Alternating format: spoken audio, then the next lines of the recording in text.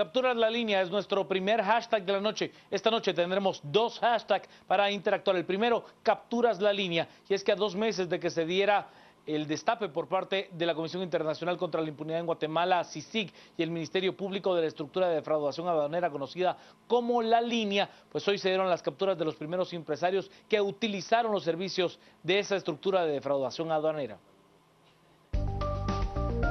Las noticias nacionales son presentadas por Azúcar de Guatemala.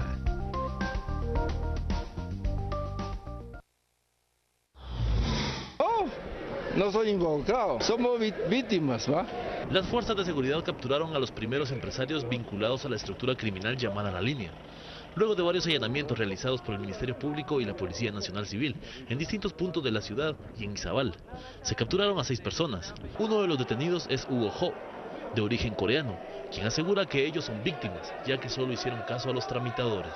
Soy víctimas, soy víctima. ¿Qué es víctima? Vea, yo, un tramitador, yo le entrego trabajo y él me entrega el trabajo y ya está. Las investigaciones señalan que los tramitadores ofrecían sus servicios a los empresarios para que estos pasaran sus contenedores con diversos productos, como juguetes y textiles, evadiendo hasta el 40% de los impuestos. Esta actividad la realizaron del año 2012 hasta el 2014. Los 6 empresarios señalados de los delitos de defraudación aduanera y cohecho activo son Julio Kotzajay, Jong Min-yu, Lee Jun-chen, Anton Batach y Fernando Gramajo. El juez Miguel Ángel Gálvez programó la audiencia de primera declaración para el próximo lunes. Todos pasarán la noche en la carceleta de tribunales.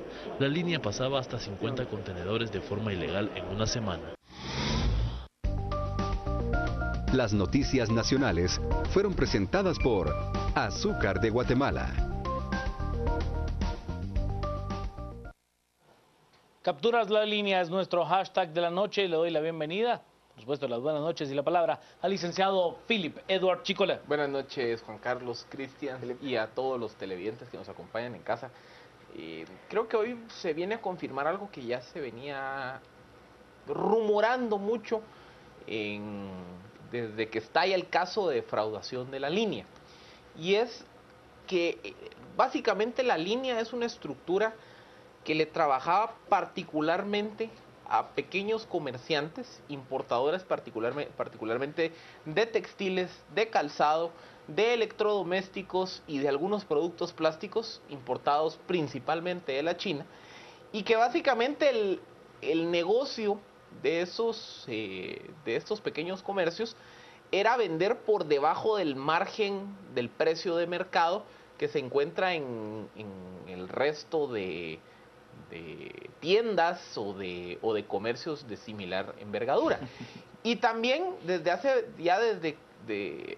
varias semanas se venía rumorando que particularmente la concentración de la defraudación aduanera o de los productos de defraudación aduanera serían pequeñas empresas o pequeños comercios en torno al centro comercial El Pueblito, en la 19 calle de la zona 1, en toda esa zona de más o menos la 19 y la 20 calle de la zona 1 hasta el Cementerio General, la avenida Bolívar, en donde hay muchas importadoras, muchas comercializadoras al por mayor de productos provenientes de la China.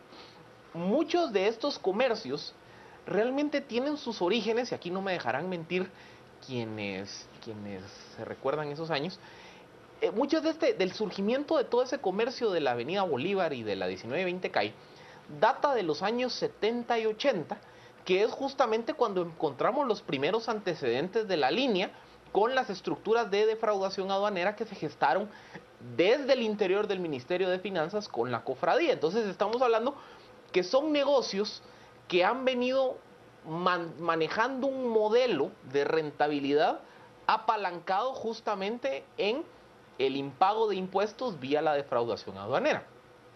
Vemos también que los primeros señalados son empresarios de origen coreano, de origen árabe, jordano y algunos guatemaltecos. Y algunos dirán, bueno, es que ¿dónde están las grandes empresas evasoras? Muy sencillo. Los usuarios de La Línea básicamente son 2. Esos pequeños comercios que directamente ellos importaban el contenedor, o los intermediarios. Los intermediarios son las importadoras, las agencias de aduanas, las agencias de carga, que ellos sí le trabajan a terceros actores. Entonces son esos intermediarios los que probablemente sí le trabajan a otras empresas grandes, conocidas y demás. Pero quien comete el ilícito de entrar en la negociación ilícita con la aduana o con los tramitadores son justamente esos intermediarios. Por eso que no nos extrañe que conforme se vayan judicializando los casos, encontremos esos dos universos de usuarios. El usuario del pequeño comercio, que siempre han apalancado su modelo de negocios en la defraudación aduanera, y el importador o el intermediario que le trabaja a un sinfín de empresas, de comercios, y que básicamente quien incurre en el delito es justamente ese intermediario, que es quien negocia con las aduanas. Los mecanismos, Plaza Pública y el periódico publicaron extractos de un informe de la Fiscalía Especial contra la Impunidad que detalla justamente algunos de los mecanismos de operación de estas redes. Por ejemplo, el señor Kotzajay, que es uno de los capturados el día de hoy, él aparece en las interceptaciones telefónicas negociando el cambio de una partida arancelaria. ¿Qué quiere decir eso? Básicamente él estaba importando repuestos para motos que pagan el 5% de derecho arancelario, pero él se pone de acuerdo con el vista de aduana para que lo que se reporte en la aduana es que se están ingresando repuestos de tuk-tuk que no pagan impuestos. Entonces, al cambiar la denominación de cuál es el producto que yo estoy importando, me cambia la partida arancelaria, ya no pago el 5%, sino el 0% de arancel, y a cambio les pago una comisión a la estructura de la línea. Hay otras formas de operar, por ejemplo, subvalorar el contenido, que eso se hace en connivencia con el actor que vende el producto desde el puerto de partida, en donde básicamente yo puedo estar comprando, qué sé yo, 100,000 quetzales y 100,000 quetzales en zapatos, tenis, pero reporto que solo estoy comprando 50,000.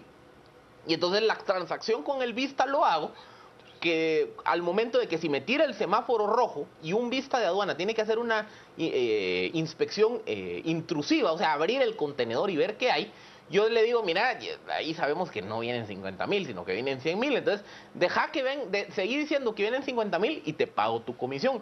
Esos son los mecanismos como opera estas redes, y esto es lo que se va a ir develando en las siguientes semanas conforme estos otros casos y se dé la audiencia de primera declaración vayan saliendo a luz pública. Estamos con Capturas la Línea, con nuestro hashtag de la noche. Vámonos a las redes porque tenemos ya muchos mensajes con esta etiqueta. Las residencias de la línea son carretera de El Salvador y Fraijanes, pagados en dólares, nos dice Dínamo. ¿Cuántos años le tocará a los linieros?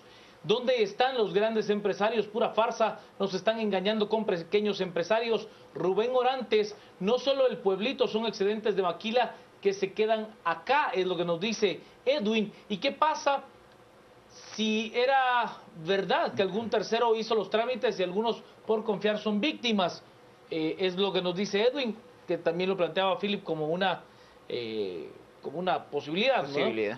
¿No tienen responsabilidad los agentes de aduanas según su criterio? Por supuesto.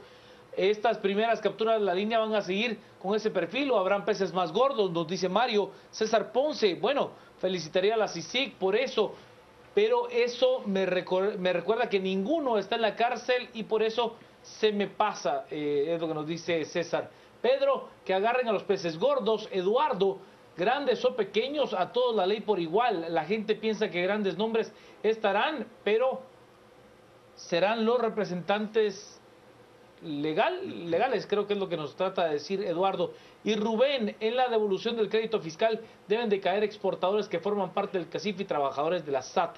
Edgar, esos son apenas los pequeños empresarios. ¿Y para cuándo los grandes? Solo coreanos están capturando por lo de la línea. Cortina de humo es. ¿Peces gordos? No.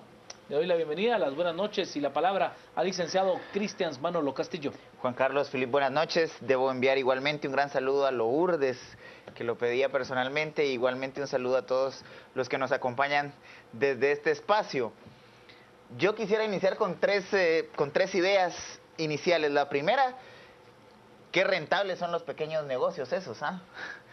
Para generar por lo menos 1.000 millones de quetzales que se distribuían dentro de la estructura de la línea, es decir, son pequeños negocios que estaban generando entonces N cantidad más, porque solamente en distribución dentro de la misma estructura, si no mal recuerdo en las escuchas, se hablaba de por lo menos 1.000 millones de quetzales de distribución anual entre los miembros de la línea. Segundo, ¿qué calidad de empresarios estamos atrayendo? Porque independientemente que ya se lo mencionaban los tuiteros, muchos de esos empresarios son extranjeros y principalmente asiáticos. ¿Qué tipo de empresarios estamos trayendo a la economía guatemalteca? Y un tercer elemento, vienen y no aprenden cómo funciona el sistema de la noche a la mañana. Es decir, necesitan dentro del sistema quienes les operen sus intereses o bien quienes les enseñen cómo operaba el sistema de la línea y automáticamente se incorporaban a una estructura que no funciona con, pienso yo, con solamente este tipo de pequeños empresarios que traen producto chino y que en alguna medida pueden evadir los impuestos y los controles de la Superintendencia de Administración Tributaria.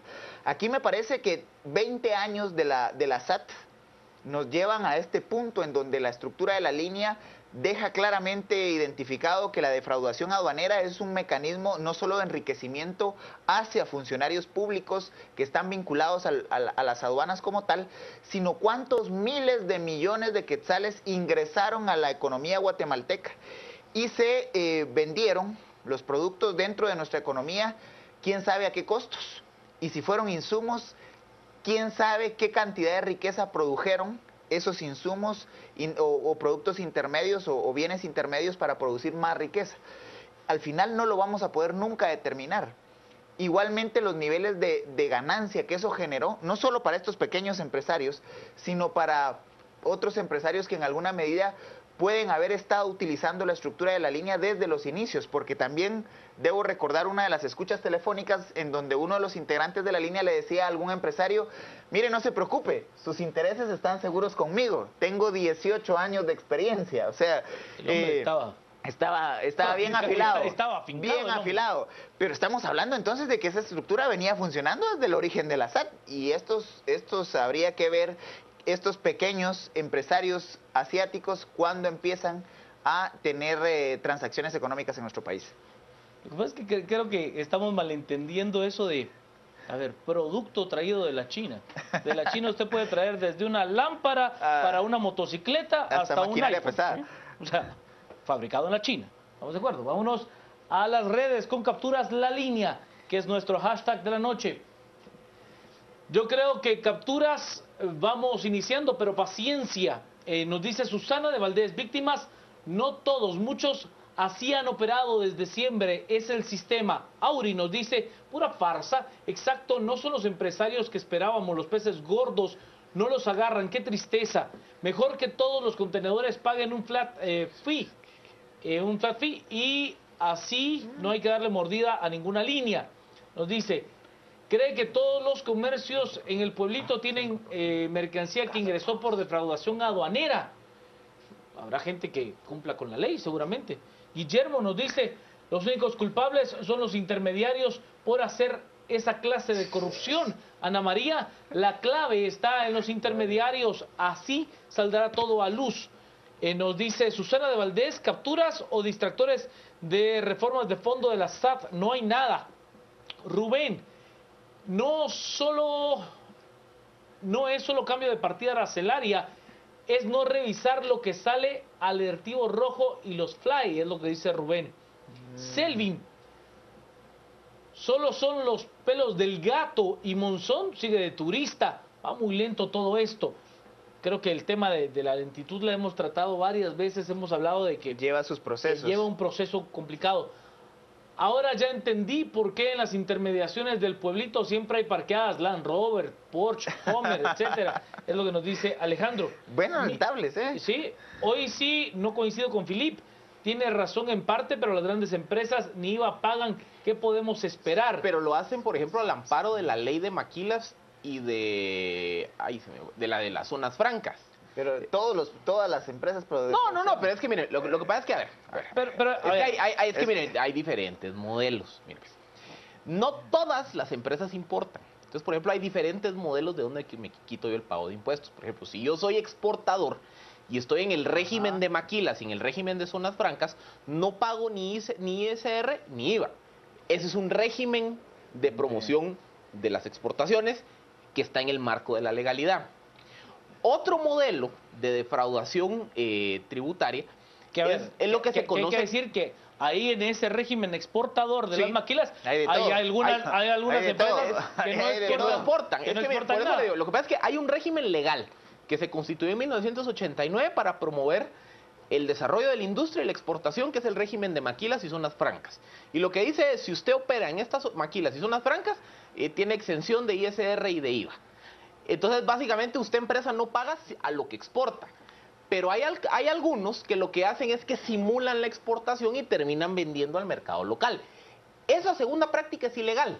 Estar yo en una zona franca, no pagar impuestos y exportar es una política de promoción económica en el marco de la legalidad. Por eso le digo, en ese modelo, quien está defraudando al fisco es quien logra reimportar o quien simula exportar y defrauda al fisco. Esa es una forma. La otra forma en la que hay muchos casos de evasión, pero el término correcto es la elusión, es cuando yo incurro cuando yo estoy adscrito al pago del régimen opcional del IVA, o sea, el 25% sobre utilidades. Si yo logro sobrereportar mis costos y subreportar mis ingresos, eso quiere decir que lo que estoy reportándole a la administración tributaria es que mi rentabilidad es menor a la real. Al tener una rentabilidad menor a la real y pagar el régimen de ISR sobre las utilidades, defraudo, eludo el pago de impuestos. Ese también es un mecanismo de zona gris. En el caso de los importadores, la línea es una forma de defraudación. Y como les digo, es que aquí básicamente entendamos el proceso de importación. ¿Quién lleva a cabo el proceso de importación? Bueno, pequeñas empresas que directamente hacen la transacción, o yo si voy a importar algo y puedo pagar el costo de un intermediario, de un comercializador, de una empresa de importación, de una empresa de carga, yo subcontrato y es ese actor el que entra en la negociación. Entonces, por eso les digo, los que tienen recursos probablemente no van a salir manchados en esta. ¿Por qué? Porque prácticamente ninguna gran empresa importa directamente. Y muchas de las transnacionales, por ejemplo Walmart, la marca, ellos prefieren incinerar los contenedores por estándares internacionales a establecer algún tipo de control. Entonces, por ejemplo, muchas transnacionales tienen ese tipo de control. Entonces, ¿qué es lo que ocurre? ¿Quiénes son los que pueden ser señalados en el caso de la línea? Y pónganse en los zapatos del fiscal o del investigador. El investigador conoce la red de defraudación que opera en aduanas y en toda la estructura de la SAT y del puerto. Tienen los métodos especiales de investigación que les permite interceptar llamadas. Entonces, si yo estoy escuchando al vista de aduana, ¿el vista con quién se está comunicando? ¿Se comunica con ese pequeño empresario como los que cayeron hoy o se comunica con el importador o el intermediario? No se va a comunicar con esta empresota aquí grande.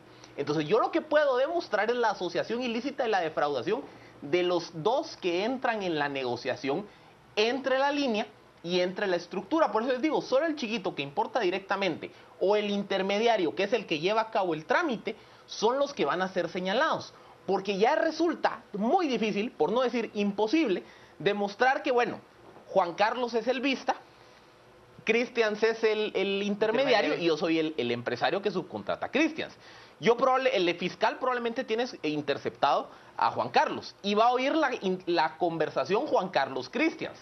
Pero ¿cómo hace después la vinculación? Que esa negociación entre ellos me benefició a mí. Muy difícil. Por eso les digo, ese es el tipo de perfiles de usuarios de la línea por las características. Y con lo que dicen, miren, con el crédito fiscal, esa es otra de las grandes estructuras de corrupción que operan, porque todavía hasta el día de hoy existen en la administración tributaria, y que por ahí el primer yerno de la nación, un poco por esas razones, fue defenestrado. Vámonos ahora a las redes con Capturas la Línea como nuestro hashtag de la noche. nos dice, con capturas la línea. Álvaro, pero los capturados apenas son los más pequeños. Emanuel, el producto de elevación de la línea, lo vemos en las megaconstrucciones que han habido desde hace más de 20 años. Quizás sí, quizás no. Por eso nadie es culpable o inocente hasta que se demuestre lo contrario. Y quede claro, es lo que nos plantean. Ligia, no solo queremos que atrapen, sino que demuestren con pruebas y devuelvan lo robado. Álvaro, vayan a ver los carros con los que llegan los asiáticos al pueblito. No es de extrañar que han participado en el negocio. Jacqueline nos dice, los grandes empresarios se blindaron bien, las pequeñas empresas no pueden generar esa cantidad de dinero. Qué ironía que sean extranjeros los que vienen a hacerse ricos a Guatemala. Ni para eso somos buenos, ni para robar, dice Alejandro. Eduardo, los accionistas nunca estarán por ser sociedades anónimas, serán las representantes legales, no seamos ilusos de querer ver grandes nombres, dice Eduardo. Fernando, con razón eran tan baratos los productos chinos. Roberto Izaguirre, allí van los cómplices, también bancos donde depositan en cuentas dudosas. Carla, lo que me enoja es que las capturas de la línea sean extranjeros que se vienen a aprovechar de la buena voluntad guatemalteca. Y Carlos nos dice, hay que tomar en cuenta que aparecen en las escuchas. Ahora el Ministerio Público que compruebe lo que dice, ojalá que sea así, licenciado Castillo. Bueno, hay que tomar en cuenta que yo separaría en dos tipos de importadores, digamos, los que importan bienes de consumo final, que pueden estar vinculados a este tipo de redes de pequeños empresarios que desde productos chinos logran penetrar el mercado local y competir por precio. Pero también hay importadores de bienes intermedios o bienes de consumo intermedio, es decir, materias primas que obviamente van a ser transformadas para ser dentro del proceso productivo de la economía nacional. Aquí lo que se está demostrando con estas capturas es la hipótesis que siempre hemos manejado de que para que exista un corrupto necesita necesariamente un corruptor. Es decir, que el que ofrece un servicio, en este caso de defraudación aduanera, se sostiene cuando hay una contraparte que demanda esos servicios y que ambos obtienen algún nivel de beneficio. Para los que integraban la estructura de la línea, esos 1.000 millones de quetzales que se redistribuían y que generaban un nivel de vida dentro de los vistas de aduanas y todos los vinculados al proceso de las importaciones. Y para los que hacían uso de los intermediarios de la línea, obviamente el importar y evitar pagar impuestos les genera una ventaja competitiva dentro de la economía nacional. No hay que perder de vista, me parece aquí, que esa relación entre corruptor y corrupto no solamente se da entre pequeños, también hay otras dimensiones que en este momento no están saliendo a luz, pero que como ya Juan Carlos lo refería y alguno de los tuiteros también lo manifestaba, vamos paso a paso. Es decir, hoy se da una primera señal de que no solamente nos vamos a quedar con el combate a la corrupción pública, sino que hay también ya una persecución y las primeras capturas de los usuarios privados de esas redes de corrupción. Esto me parece que además debe vincularse y analizarse en otros hechos de corrupción que se han venido señalando en el Estado. Por ejemplo, cuando hay una contratación de infraestructura sobrevalorada, hay un funcionario público que recibe el famoso diezmo, o a veces se llega hasta el 30%. En tiempos de la UNE recordemos que se hablaba del 30-35%. Ese famoso diezmo era el que cobraba el funcionario público por adjudicar, por escoger a la opción que al final ganaba la licitación, etcétera. Pero también hay una empresa privada que le ve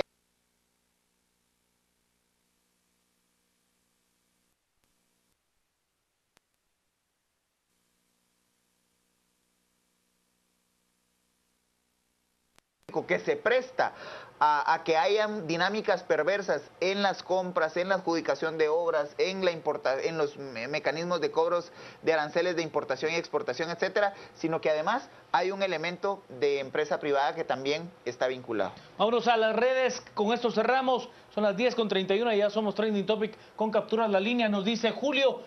Captura la línea, hechor, tramitador, consentidor, empresario deben de pagar por igual por defraudación. Juan Rodas, vayan a ver a la calzada Mateo Flores en la zona 7, allí se van a dar cuenta de qué tan rentables son los negocitos, nos dice Luis Miguel. ¿Cuántos aquí hemos comprado películas pirata o producto mexicano en el mercado? Sabemos que está mal y lo hacemos con Captura la línea. María, de nada sirven las investigaciones de la CICIG si solo capturan a quienes les conviene. Beatriz, de acuerdo con lo que se dice, por algo han buscado el país para venir a trabajar fortunas.